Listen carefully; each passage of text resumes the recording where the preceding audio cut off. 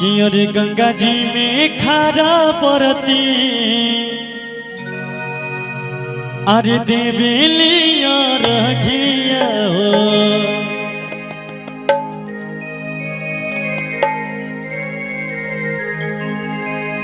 कि गंगा जी में खारा परती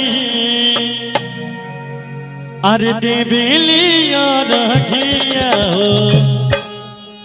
अरे देवेलिया रघिया हो आ कहता रे दोनों हाथवा जोड़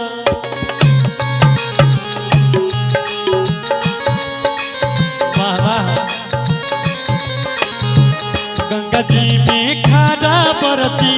देवेलिया रघिया हो गंगा जी में खारा परती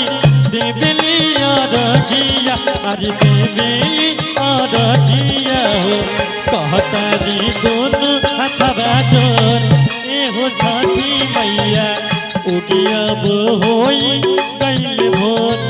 ए हो छठी मैया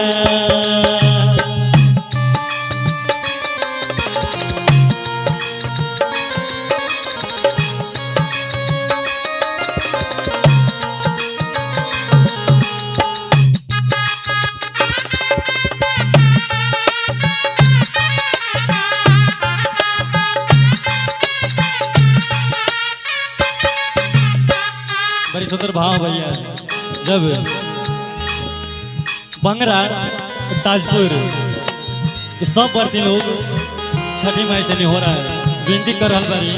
वही में बड़ी सुंदर भाव है कैसे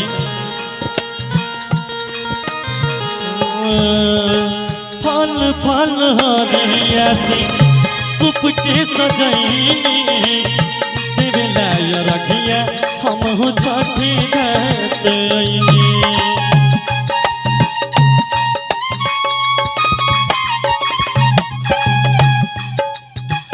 फल फल हरिया से सुप के सजैनी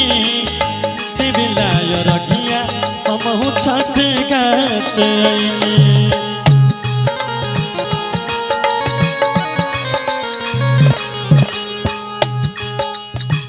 कबही से आके मैया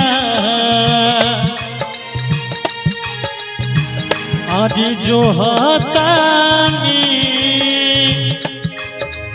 बटिया हो कबही से आके मैया जो हतानी बटिया अरे जो हतानी बटिया हो दर्शन दे दिहनी तो एहो छठी मैया उगियब होई गइले भोर एहो छठी मैया उगियब होई गइले भोर एहो छठी मैया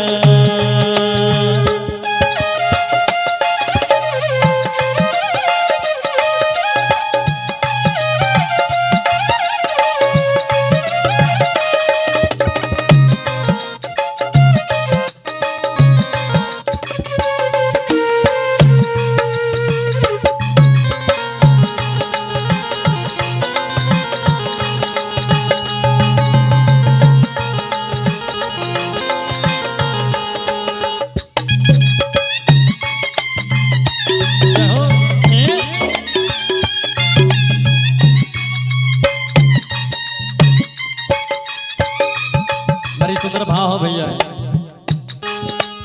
सब माई बहन बड़ी सुंदर गीत माई के गावत रही छठी मैया से विनती कर रहा रही कहीं के भाव हो कैसे दर्शन दीही मैया तेर हो जाता भूखे प्यासे पूरा देहिया पिराता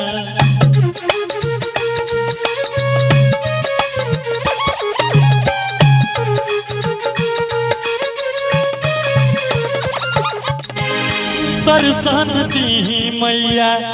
तेर हो जाता भूखे प्यासे पूरा देहिया पिराता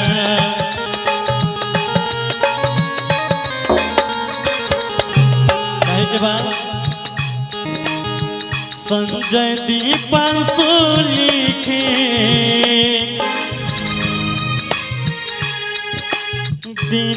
कर आदित गावे